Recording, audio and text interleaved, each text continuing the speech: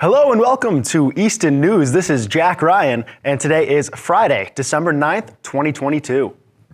The Easton Water Division has installed a self-service water filling station to provide water with levels of PFA S6 below 20 nanograms per liter to those in sensitive subgroups. That's pregnant or nursing women, infants, and people diagnosed by their healthcare provider to have a compromised immune system, as well as other concerned residents. The filtration system is located on the side of the Water Division building at 417 Bay Road. The station can fill water containers up to 5 gallons. The Are You OK telephone calling service provides peace of mind for both the individual and their family. The program provides reliable daily phone assurance and the security a person may need to maintain their independence. The program is designed for senior disabled persons and shut-ins living in Bristol County. The Bristol County Sheriff's Department will make a telephone call to an individual's home at approximately the same time each day. If no one answers, the Sheriff's Department will call back shortly. If no one answers a second time, the Police Department will be called immediately to check on the individual's status. Enroll at 508-944-8932 or toll free at 888-809-8932. Hunting season reminder. Deer hunting runs from October 3rd through December 31st, and fall turkey hunting runs from October 3rd through November 26th. So hunting seasons are underway.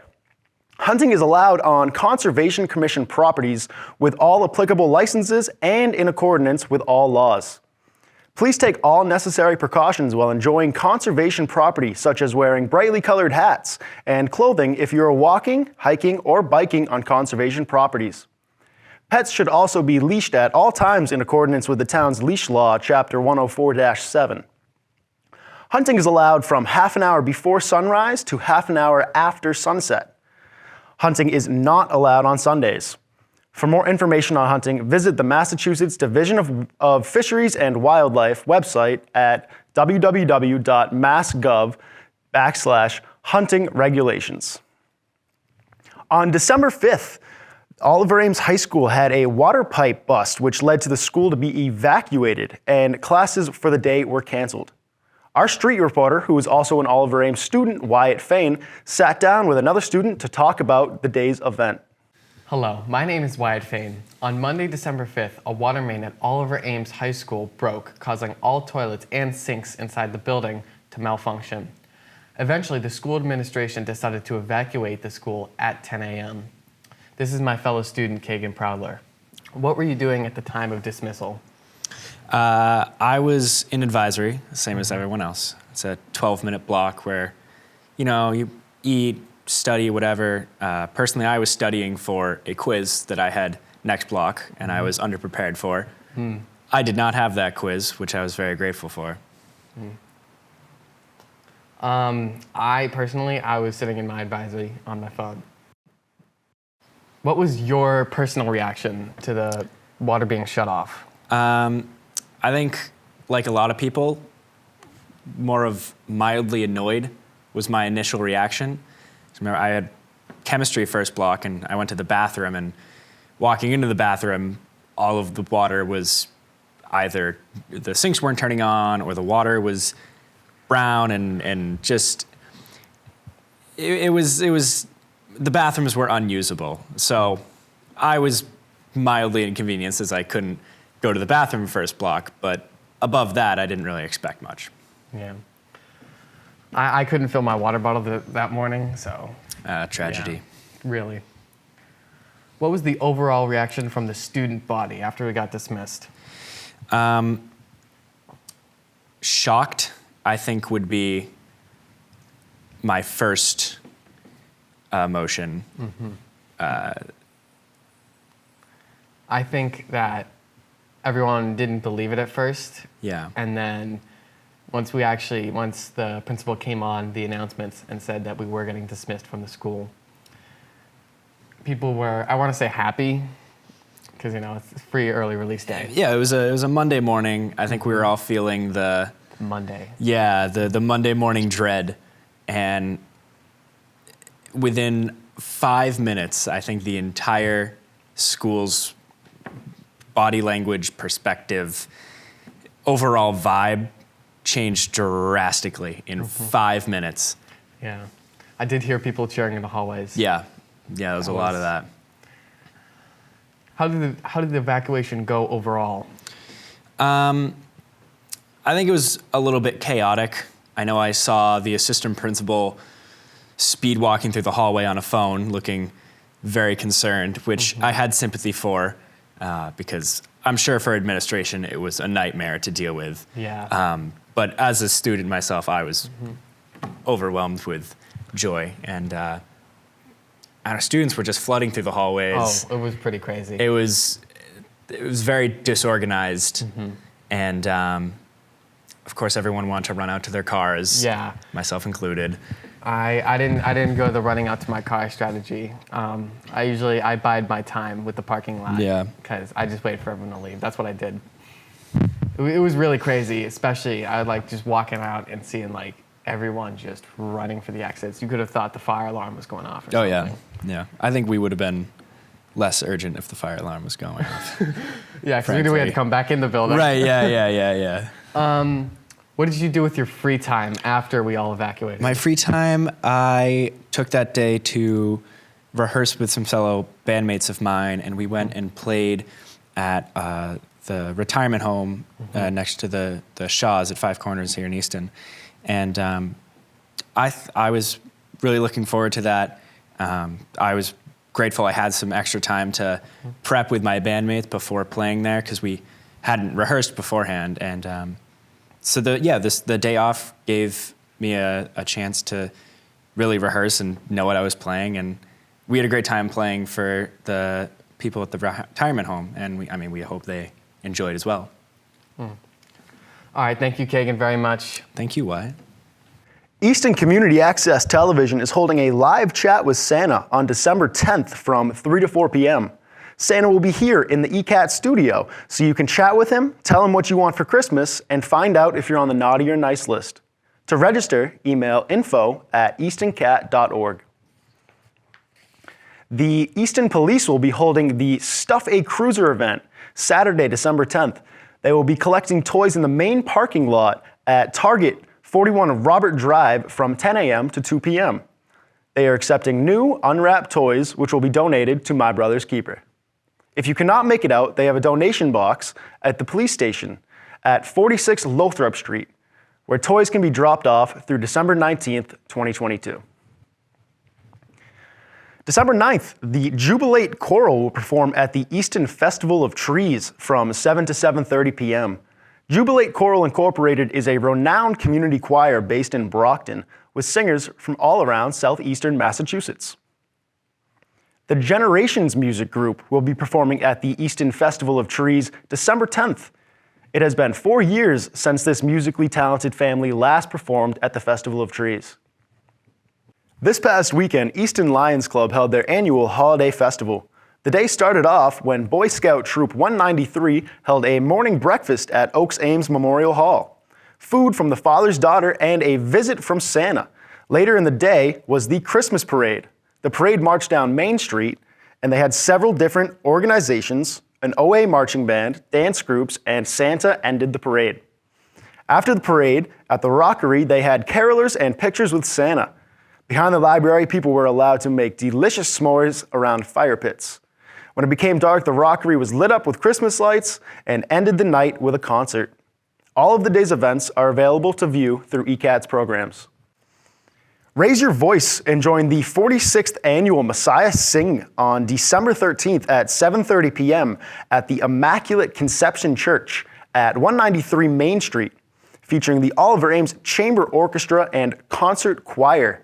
Guest conductor Christian Oberoi of the South Shore Children's Chorus, featuring soloist Sandy Eddy, Fred Van Nest, Mara Bond, and Mark Anderson.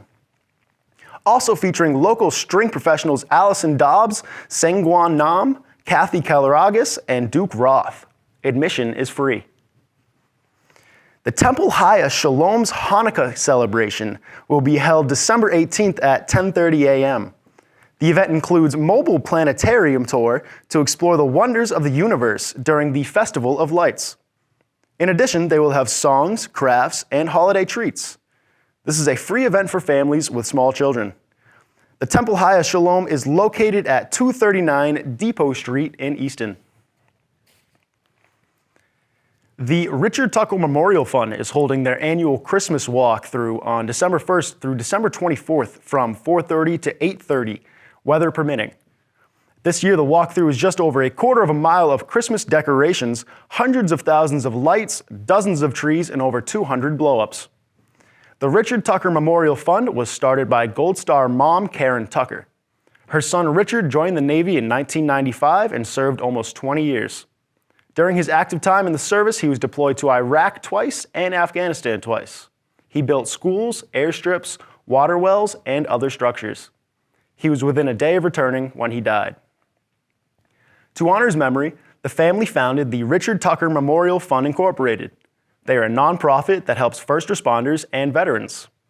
They send care boxes to troops abroad, help financially support our local firefighters and police organizations, and donate support items such as homemade blankets, scarves, hats, and cookies to patients in the VA hospitals and their families staying in the Fisher House in Boston, Mass.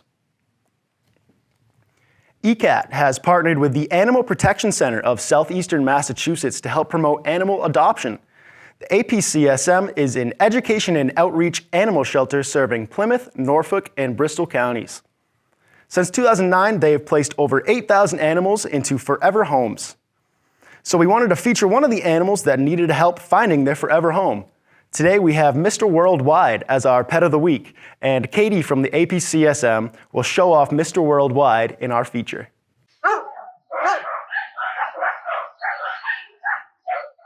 Hi, this is Katie from the Animal Protection Center, and today I have Mr. Worldwide.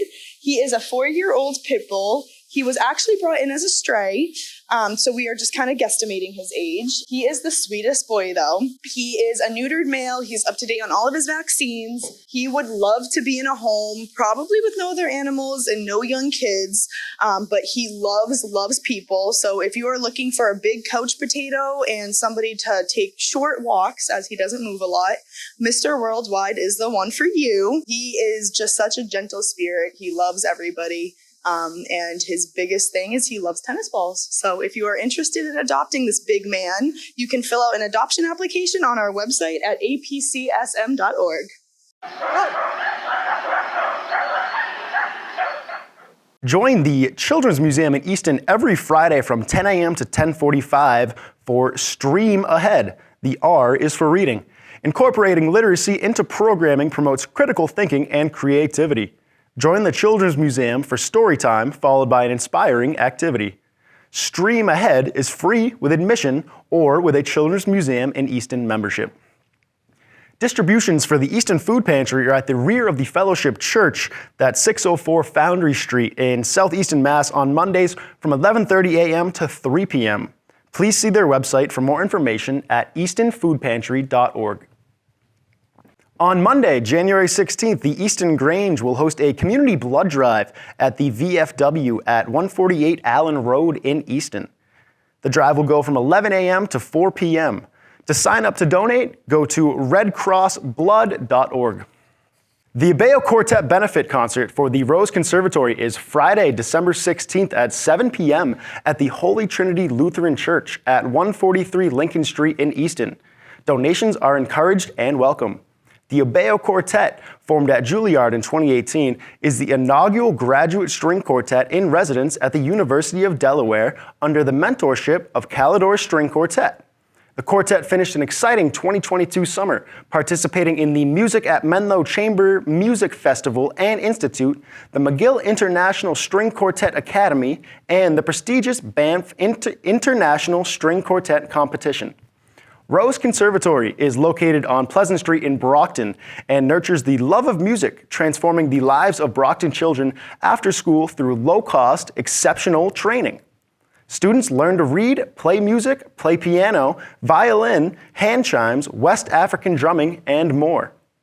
Academic time, tutoring, chess lessons, and daily dinner are provided as well. With the beginning of Oliver Ames winter sports, we would like to include ECAT Sports Recap, where you can find the past week's results and highlights. This week, we caught up with the defending girls basketball state champions to find out how they are preparing, coming off the winning season. And newly promoted head coach Brittany Bengal takes the reins this season. We also talked to the Oliver Ames boys hockey team to find out how they are preparing for the upcoming season.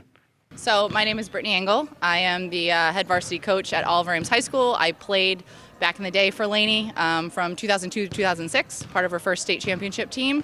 And then I've coached at OA for the past 6 seasons. So my first season coaching, 2016, we went to the Garden. And then this past year, we won the state championship. So it's been a fun ride as an assistant, and now I'm at the helm. Well, I think it's been quite an adjustment, mainly with the behind-the-scenes stuff, like that. All the stuff that Lainey took care of, like the stuff on the court is pretty similar because Lainey didn't micromanage, so she allowed us to do a lot as assistants in terms of like game planning, running practices, scouting, calling plays, being involved in timeout. So a lot of the in-game and in-practice stuff is similar, but setting up summer leagues, setting up scrimmages, all the meetings and the registrations and all of that is definitely an adjustment. And the day I got the job, my water broke, so I have a 6-month-old at home. So that's been quite an adjustment. So I think trying to juggle like getting back, I teach, so getting back to school, teaching, having a 6-month-old at home, and my first year coaching is just a lot at once. But I think once the dust settles, I think we'll be fine. We have great leadership. We don't have a lot of returning players, so we have Grace DePill, Maddie Homer, Kaden Sturba, and Sarah Hilliard, and they've all been tremendous in terms of bringing the young kids along. It's just an adjustment. You know, you lose 7 seniors, you lose Jasmine, you lose a lot of scoring and a lot of experience. You're putting a lot on these young kids' plates, and I think the leadership that we have has done a really nice job of making them feel comfortable, you know, helping them through mistakes, and then us as coaches just assuming it's not going to look pretty all the time. It's very early. We haven't even played a game yet. But I think the girls have done a really good job being very coachable and working really hard. And I've seen improvement from our first scrimmage to now. Yeah, so I think like a lot of the things that we want, that Coach Holbrook has had throughout her career and is part of her legacy and what she built in this program is like, playing hard, playing with integrity, having good character, being good teammates, we over me, all of that stuff. We want to continue to instill in the players, and then just try to keep up with the game's changing. It's becoming positionless, and keeping up with like the AAU style of play and getting girls to like, yeah, that's great. We want to run, we want to spread the floor, we want everybody to be able to shoot, but also team defense concepts, understanding that high school teams are going to scout you, they're going to watch film on you, they're going to take away your weaknesses. So for a lot of these young kids, it's the IQ part of the game and like getting them up to speed with that. And right now they're thinking through a lot, which is normal. But eventually I'm hoping they'll be able to just make the right reads and react. So I think that's kind of what we're really trying to instill in them now while maintaining that foundation that Lainey laid.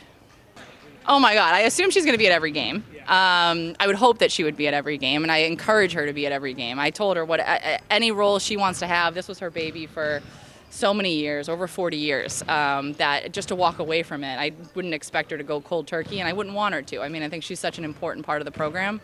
So I would hope that she's at every game. And she's come to a practice, and we've talked a little bit about what we've seen in player development and things like that. So the more she's involved, I think the better.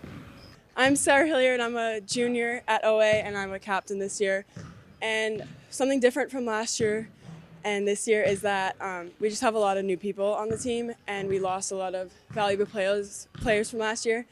So I'm really excited to work with some younger kids and, get the program going more.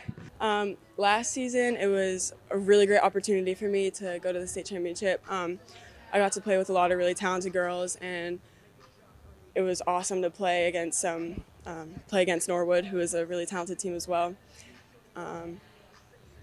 And last season, we just worked really hard, and we practiced together. We did a lot of team bonding together, and it was just a really tight, close team. Like we said, it was like our family. So I'm really expecting that we can accomplish the same thing this year. I'm hopeful that we can turn our team around from where it was last year. We have a lot of players returning. We only lost 2 seniors from last year. And I'm hoping that we all play the right way. These kids all love each other in the locker room. They all care for each other a lot. And I'm hopeful that as long as that continues this year, that we should be able to make a tournament run. But like I said, with a lot of returners coming back, they're all ready to play the right way, and they're all excited to get going. We have two captains, Sean McCarthy and Jack Perrin, who are two returning seniors. They were captains last year as well, and they're looking to build on their leadership that they had last year and move it on to this season. I'm a 2-year captain. My name is Sean McCarthy, and I'm a center. I'm Jack Perrin. I'm a 2-year captain, and I'm a wing. We're hoping to make the tournament. That's the ultimate goal. One step at a time, though. First, we got to win some games, but the ultimate goal is to ultimately make the tournament. Just like Jack said, we're hoping to bring the tournament back to OA. We haven't made it in about 4 years, so we're hoping we can do it this year. We're still a pretty young team. No one has any tournament experience, so that's something we all have to get used to. We're playing some good teams this year, but I think we match up well against all of them. It's going to be a tough year, but if we put it all together, I think we'll be just fine. Thank you for watching. This has been Jack Ryan for Easton News.